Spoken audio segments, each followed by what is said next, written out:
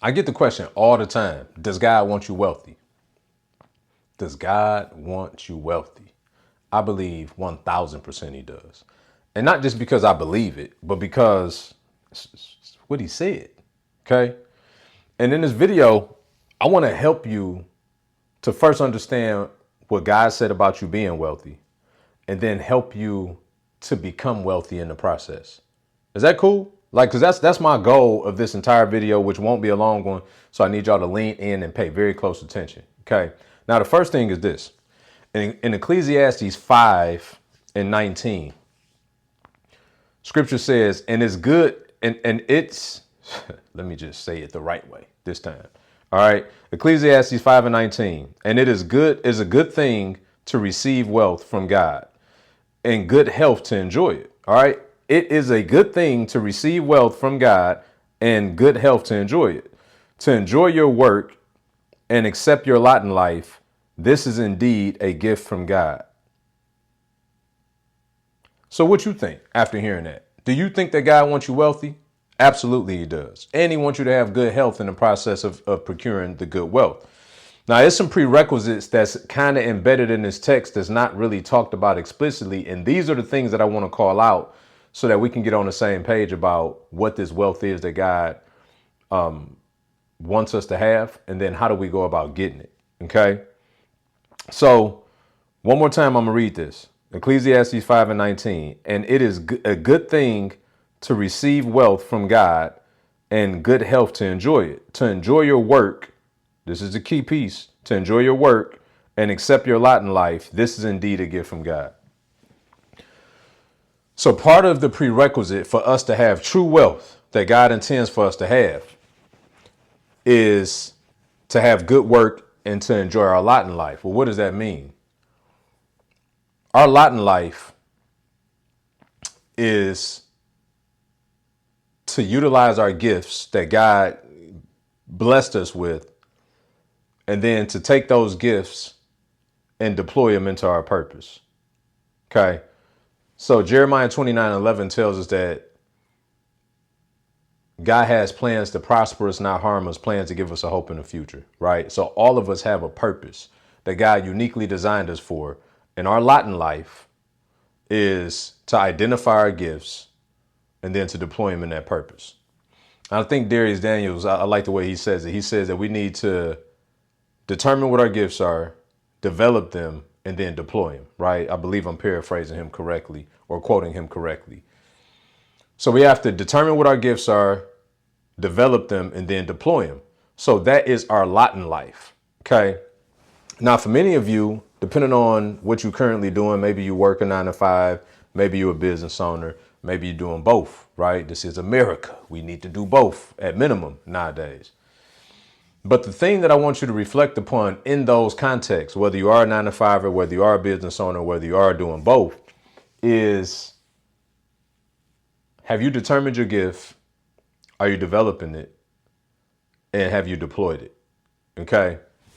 And that's so important. Why? Because your gifting is your superpower. So for instance, part of my gifts is I'm a teacher, right? That's part of my gifting. I'm a communicator. That's part of my gifting.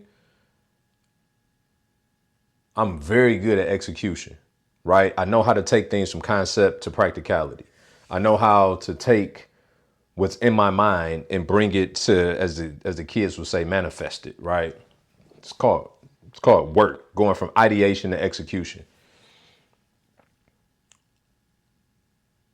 One of my greatest spiritual gifts is wisdom and discernment. Okay. And all of these giftings work in the marketplace as well as work in personal life and relationships. Like they show up everywhere. Why? Because scripture also says that your gift will make room for you. So everywhere I go, I see my gifting. It doesn't matter, you know, what the capacity is. My gift always make room for me. Okay. In every setting I walk into, regardless of the capacity that the individual is there or what have you, my communication gifting helps me in that capacity. My wisdom and discernment gifting helps me in that capacity. My teaching gifting helps me in that capacity, right? Those are three very high level, high money making, and high productive functions, right? But as I sit here and explain all of this to you, I didn't always recognize those gifts as being gifts. You know, being in corporate America for some time, if anything, your gifts are suppressed in that environment because you're trying to acquiesce to whatever the rules are in that environment. And oftentimes your natural gifting aren't the things that they want to exploit in that context, right? What they want to be exploited is the things that they want you to do the way that they want you to do them, which depending on what your gifting could be, that could suppress whatever their gifting is. And so for much of the time, the 10, 12 years I spent in corporate America, I wasn't spending that focused on what my gifting was and or how to deploy it in that environment, right? I was figuring out how to play that game at the highest level. Okay. Sometimes they could be one and the same. Much of the time they're mutually exclusive. And after getting out of corporate America and becoming a full-time entrepreneur, it was a very weird tension between like letting go of that corporate construct and grabbing hold of this idea that you could just be 100% yourself, right? You can be 100% authentically you, unapologetically you. Well, what does that do? It doesn't just embolden you to kind of be a way and do a thing. It actually empowers you to get back to who God innately created you to be, right? You don't have to show up with, I don't have to show up with parts of me in the marketplace. I can show up with all of me in the marketplace. And same is true for you.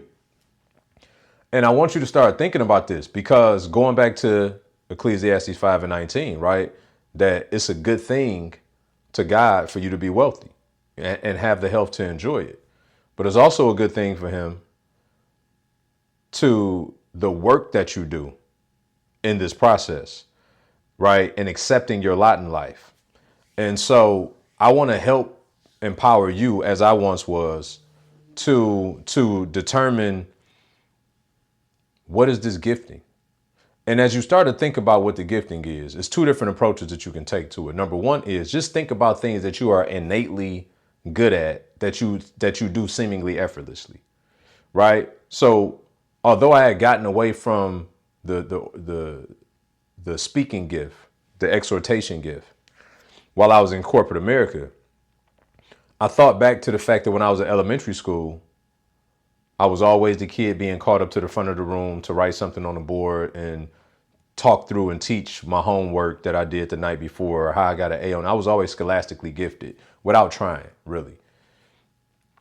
I was the kid that was the master of ceremonies in elementary school and never had a problem with being in front of the room, always enjoyed it, right? But then went to corporate America and the adverse effect happened. You know, worked in the manufacturing facility as an operations manager, really had gotten away from being in front of the room. As a matter of fact, my life had really veered into hiding more so than being at the forefront in a very weird way. But that gifting had never left. I just hadn't been using it, right? Remember the three prerequisites: determine it, develop it, deploy it. So I had gotten out of the stage of development. I had indirectly determined it as a kid that that's what it was, but I had gotten out of that stage of development. And when I got back into full-time entrepreneurship, then I've been more consciously aware and more instrumental in developing it. Why? Because teaching, communicating, wisdom and discernment, well, those are the three things that probably make me the most money, right? So, and not only make me the most money, they only make me the most money because those are the things that I use to impact everyone else the most. Hello? You know what I mean? We here right now in this video for a reason. And so it's like, man, I got to really hone in on that. Not only because that's what I'm doing in the marketplace, but it's because God put those gifts there for me to carry out my purpose of why he created me. And I'm only living part of that purpose right now in this setting. And there's more to come. But whatever that more to come is going to require for me to have had determined, developed, and deployed my gifting in every season of life that he puts me in. Well, that should be good news for everybody. Because number one, as I mentioned, you just need to first figure out what are those things you're innately good at, okay? That you do seemingly effortless, probably even those things that you may be teased about. Maybe you're the, you know, Marie, she always crying. Why is she always so emotional? Right? You're that friend, that person, that empath, maybe that counselor or that coach that can empathize with people in tough seasons. Right? That's a gift. But people identified you as the crier, right? You always crying, Marie. You know, or you know, Mike is the funny guy. Every time he walk in the room, he's gregarious, and he light up the room. But he oftentimes is teased that he's just so silly. Oh, Mike, you can't take Mike serious. So Mike has a natural ability to light up a room anywhere he goes. That gift will make room for him, right? And it doesn't matter whether it's politicians or it's at a party. That just his nature when he leans into that. Well, that's the thing that he's going to succeed at most in life, right? Regardless of where he takes that gift. And so, but when unconsciously aware of it, again, it may just be the thing that people closer to you tease you about, because you do that effortlessly when they have to make a conscious effort and intention to be able to do that very thing and still fall short because they haven't been naturally gifted to do the thing that you've been naturally gifted at.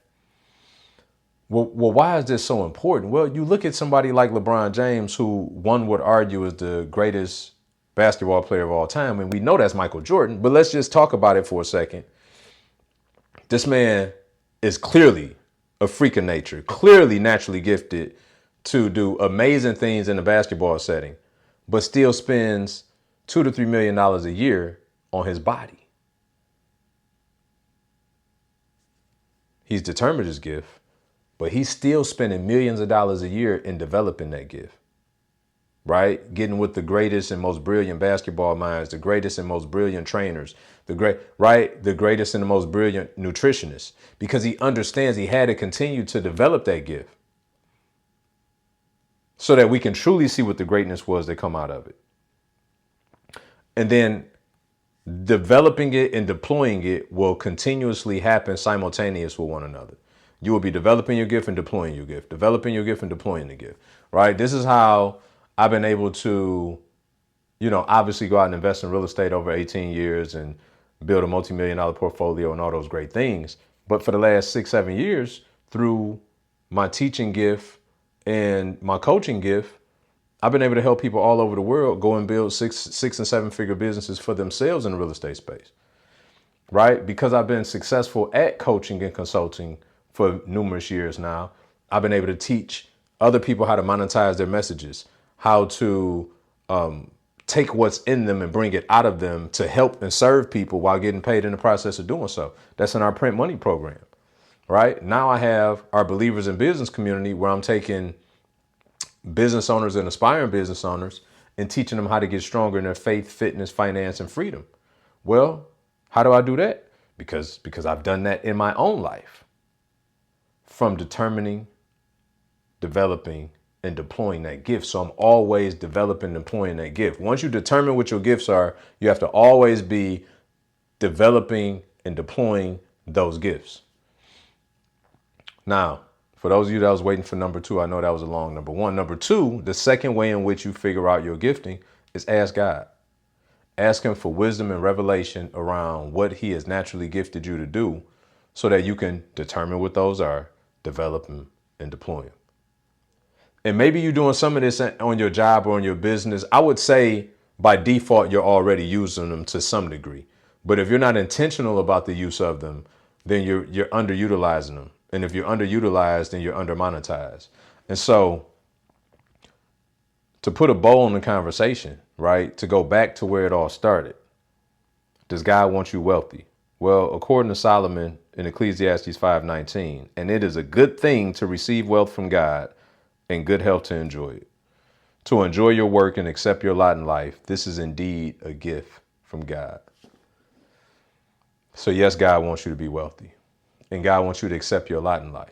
But in order for you to accept your lot in life, you have to first determine what is your lot in life, which is identifying those gifts for the sake of deploying them into the purpose.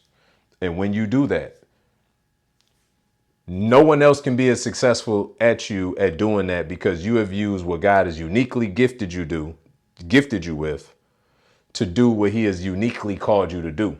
Nobody can be better at that assignment but you, because he designed it for you. If this blessed you, number one, hit that notification button so that you see these videos as they coming out, and send this to somebody you love, because I promise you, when we start doing this, there'll be more wealthy people in the world. The problem is that we never become consciously aware of what our gifts are and our purpose is. And so we miss our lot in life, and we got to stop doing it. So do your part, share this with a friend, a loved one, and I will see you guys in the next one.